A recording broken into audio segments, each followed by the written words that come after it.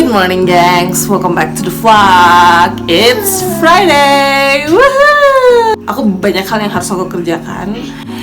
So let's have a productive weekend. Sambil aku mau kasih tahu kalian tips-tips hidup merantau.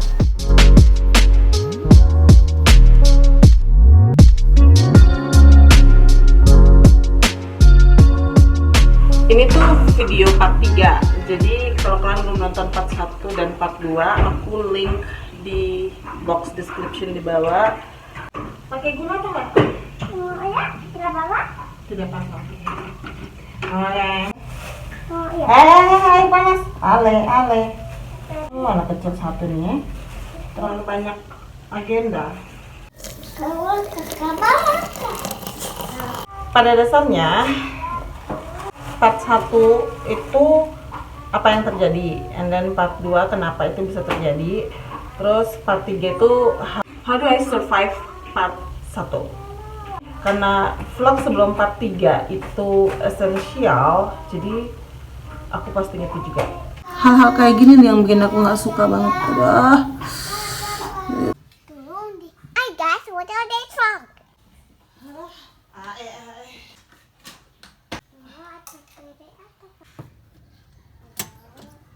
Today, how do I survive?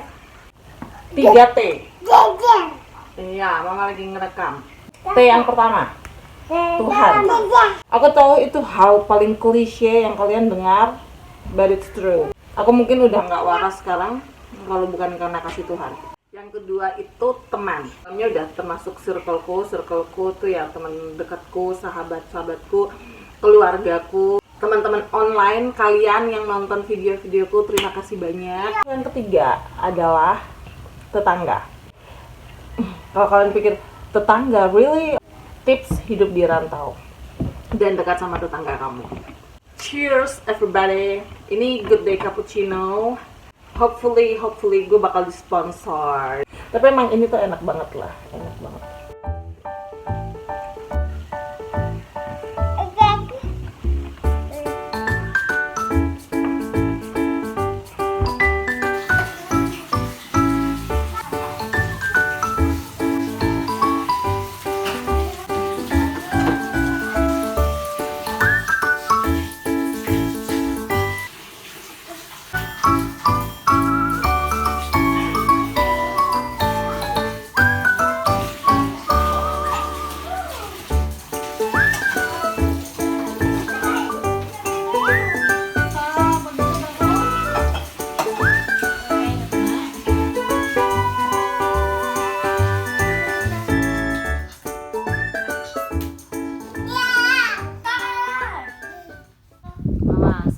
Sawas.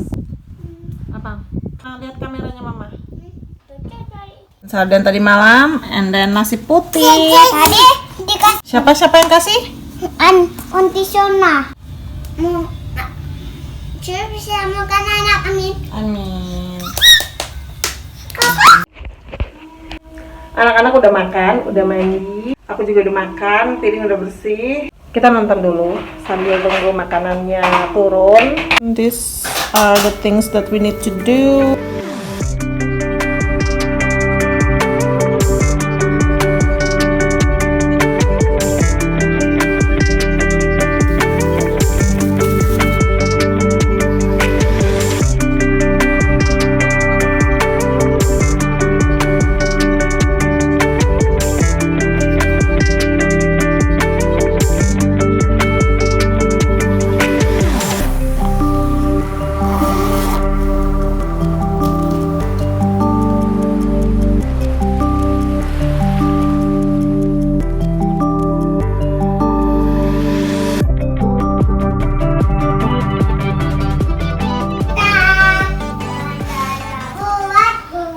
Aku kayaknya perlu pakai kacamata. Good morning. Maju. That's Jojo. Hai. Aku tidur tadi malam jam 2-an kayaknya. And hari ini kita bakal lanjutin itu sambil ngomongin tips-tipsnya. Karena kemarin kayaknya belum sempat. Tips nomor 1. Be nice. Kasih salam. Ini nggak berarti SKSD ya. Like simply mengucapkan selamat pagi, selamat siang, selamat malam. Mari, monggo. Just being polite. Lu bukan robot gitu ya. Lu jalan pas-pasan sama orang, senyum aja. Udah cukup. That's what I do. Kamu tuh tanpa sadar memberitahukan ke semua orang bahwa kamu ada. Tips yang kedua adalah basa-basi. Ini agak sedikit SKSD. Contoh, kalau aku hidup di rantauan, aku tinggal di kos. Kalau kalian tinggal di kos atau di kontrakan, waktu keluar misalkan kamu ketemu tetangga gitu kan, tetangga kos atau tetangga kontrakan, atau tetangga rumah, even kalau kamu punya rumah gitu kan. Kalau kalian lihat dia berangkat kerja atau mau pergi somewhere, ya sapa aja. Kerja kak, berangkat kerja om. Kalau aku pakainya om atau tante karena kan anak-anakku ada. Apapun jawabannya mereka, kamu bilang aja, duluan ya kak, duluan ya om. Itu kayak memberikan kesan bahwa lu nggak terlalu sekepo itu sama kehidupan mereka, tapi mereka cukup penting untuk disapa. Kecuali kalau mereka tanya balik, kamu tetap harus jawab dan memberi dan melanjutkan obrolan itu. Contoh lain, misalkan kamu lihat tetanggamu atau orang di sekitarmu butuh bantuan. Kalau misalkan dia sedang melakukan pekerjaan yang harusnya pekerjaan dua orang gitu kan. Tawarin aja bantuan, butuh bantuan kak, atau simply just langsung bantu ketika situasinya memungkinkan untuk itu. Kalau memang orangnya bilang, oh enggak kok, enggak butuh bantuan, ya bilang aja, oke, info saya aja ya kak, saya di kamar ini, atau saya di sebelah sana, atau saya lagi di situ, saya tidak sibuk kok, kalau misalkan butuh bantuan, info aja. Tujuan ini sebenarnya cuma satu, sama, memberitahukan orang bahwa kamu tuh ada. Ya menurutku ini sangat penting, kenapa? Karena aku mengalami itu sendiri, dan aku akan jelasin yang aku alami itu di akhir. Contoh lain lagi, ini aku kasih contoh yang basa-basi ini cukup ya, jadi kalian bisa lakukan ini mungkin tanpa sadar kalian udah lakukan sebenarnya. Cuman ya ini cuman kayak pengingat aja lah. Anggap aja ini adalah pengingat buat kamu. Contoh lain misalkan, ini terjadi dalam kehidupanku sehari-hari. Jadi aku tuh tinggal di dalam satu gang, rumah kedua dari ujung, dan ini tuh adalah kompleks buntu. Jadi kita mau kemana-mana ya cuman satu jalur jalan ke depan. Salah satu tempatnya adalah galon dan gas. Kita tuh harus ngelewatin itu. Setiap kali aku lewat sama Ale sama Jojo tuh selalu nyapa kan, Mbak, pasti selalu ditanya mau kemana? Mau ke warung Madura. Warung Madura tuh ya tempat kayak kios kecil sama tempat jualan sayur gitu kan, warung sayur. Oh ya, udah jalan dah kita beli sayur nanti. Nanti pas balik ditanyain, masak apa? Ayo mampir. Ini sebenarnya menurutku ini adalah basa-basi, tapi ya kayak lu kalau misalnya mampir juga nggak masalah gitu loh. Kalau dia lagi makan, ayo makan, sini mampir makan. Ya. Tips ketiga, bertemanlah dengan orang yang aktif. Aktifnya tuh maksudnya gini, orang itu keluar minimal sekali sehari. Kadang kan ada tuh yang sekarang berangkat pagi kerja and then pulang masuk kamar udah nggak keluar kamar kos sama sekali atau nggak keluar rumah sama sekali. Paling sederhana, penjaga kos, pak kos atau ibu kos, ibu warung, kamu nggak akan pernah menyangka seberapa banyak informasi yang kamu bisa dapetin di warung. Dapat informasi biaya masuk sekolah di sekitaran area tempat tinggalku aja tuh ya dari warung.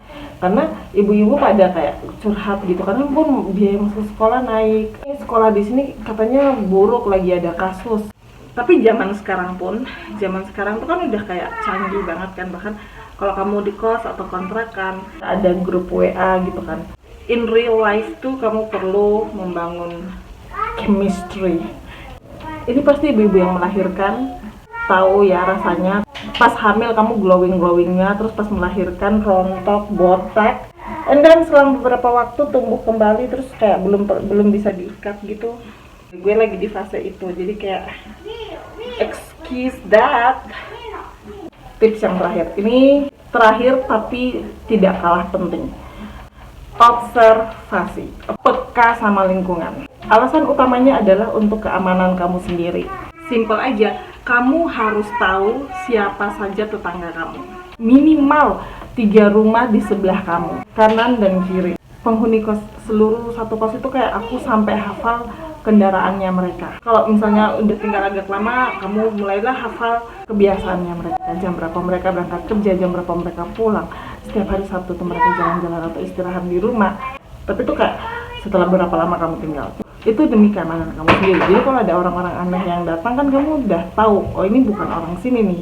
Kalau orang ngantar paket kan kita tahu. Terus kadang juga kayak ada orang PLN yang ngecek token itu juga tiap bulan. Biasanya itu orangnya sama.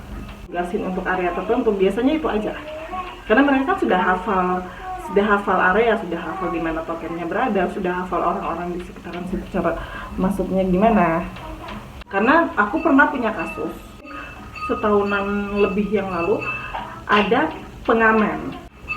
Maksud gangku tuh kan gang buntu, sampai di ujung tuh nggak ada akses apa-apa. Seumur baru 1 kali itu aja ada pengamen. Emang ini suzon ya, jadi kayak kamu benar-benar harus hati-hati karena mereka bisa jadi itu adalah orang-orang yang sedang survei apakah tempat ini bisa dirampok atau enggak. Alasan yang kedua lagi kenapa kamu harus peka sama lingkungan adalah sistem tabur tuai. Sistem tabur tuai itu gini, aku selalu berharap kalau misalnya aku keluar, aku punya jemuran di luar rumah yang jatuh, aku berharap ada orang yang bantu angkat. Kalau ada hujan tiba-tiba turun dan aku nggak di rumah, itu ada yang bantu pinggirin ke bawah atap jadi nggak basah. Dan itu pun kamu bisa lakukan gitu. Kalau itu hal yang tidak menuntut apa-apa, cuman waktu dan tenaga aja, udah. Kalian paham lah ya maksudku. Aku mau kasih tahu kalian satu cerita. Oke, jadi ceritanya begini. Kalian ingat kan di beberapa video lalu aku sempat mention kalau Jojo sama Ale tuh kena flu Singapura. Agar tidak menulari yang lain, kita tuh harus benar-benar karantina di dalam rumah selama 2 minggu.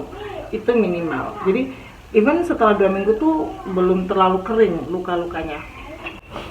Kalau kalian bertanya flu Singapura tuh kayak gimana, cari aja di Google ya. Setelah itu tuh kan aku kekurangan bahan makanan juga kan. Kamu tahu yang bantuin aku siapa? Para tetangga aku. Ada satu temanku, teman kompleks. Temanku ini aktif. Dia ibu rumah tangga, tapi kayak setelah urusan rumah tangga selesai, dia tuh suka ngajak anaknya jalan gitu kan. Jalan ke warung, jalan ngunjungin ibu-ibu yang lain gitu. Dia tuh ngunjungin aku, terus aku ya suka cerita gitu kan. Aku bilang, ya makannya segini aja. Temanku ini pergi dan minta tolong sama yang lain kalau kalian punya sayur. Dan mereka bawain sayur, masak agak banyak, terus aku dibagi. Selama 2 minggu tuh kayak aku nggak terlalu banyak mikir mau makan apa gitu kan. Karena ada aja makanan yang datang. Nggak cuma makanan, even tuh jajan-jajannya Jojo dan Ale pun ada. Itu yang aku bilang, be nice, just be nice. Kalau 2 minggu terus kita udah bisa keluar, jalan-jalan, jalan ke warung gitu kan. Aku juga cari udara segar karena aku stres loh. 2 minggu tuh non-stop di dalam kamar kos tuh bukan sesuatu yang sehat. Satu kompleks itu kan ada kayak tukang-tukang gitu kan yang lagi mengerjakan rumah. Terus kayak ada pembantunya gitu. Hah, hai, sudah sembuh, udah bisa keluar gitu kan. Oh iya belum om, masih mau jalan-jalan aja ke warung cari udara segar. Ada lagi di depan ada ibu-ibu. Hai Jojo, lama nggak kelihatan, sakit ya katanya, udah sembuh. Belum, masih harus karantina. Ini orang-orang yang aku nggak ngomong sama sekali masalah apa yang terjadi. And then yang paling bikin aku shock adalah tetangga seberang kosku. Tetangga seberang kos nih orang yang bukan cukup berada, ini orang yang kaya raya gitu kan, yang rumahnya kayak istana, mobilnya 4 dan salah satu mobilnya tuh BMW, aku nggak tahu BMW apa, yang pokoknya atapnya bisa dibuka. Terus sore-sore pas kita tuh lagi main bola kan di bawah, ini kayaknya udah 2 minggu sih kayak itu. Terus beliau pas jalan keluar terus, hai halo, udah main bola, udah sembuh? Oh iya sudah bu. What? Siapa yang ngasih tahu lu? Jadi itu tips-tips. Setelah aku pikir-pikir, yang aku lakukan yaitu, okay, with that being said, and then aku masih banyak pekerjaan sih. I'm so excited juga karena besok itu aku ikut seminar. Aku sangat-sangat berharap aku bisa ikut seminar ini karena seperti memberi kayak pemanasan buat otakku untuk mengingat kembali ilmu-ilmu yang dulu aku pelajari. Begitulah.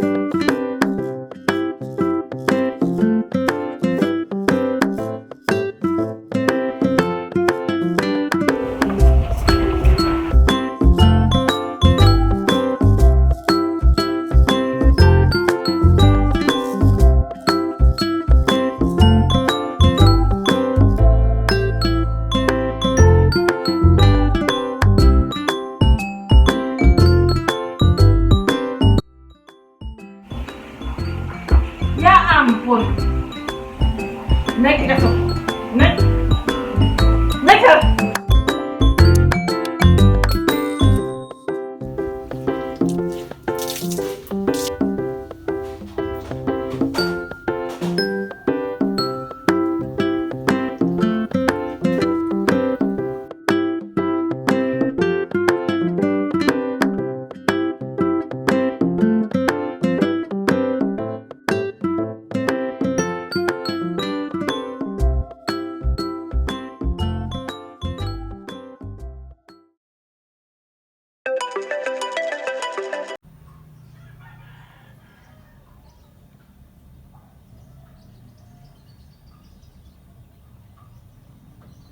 Oke, gengs.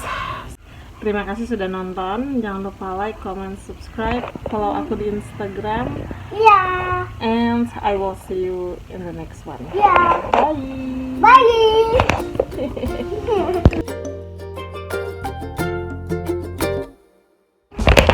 Aku masih nggak nyangka aku diizinin bawa anak ikut sebelum. Halo.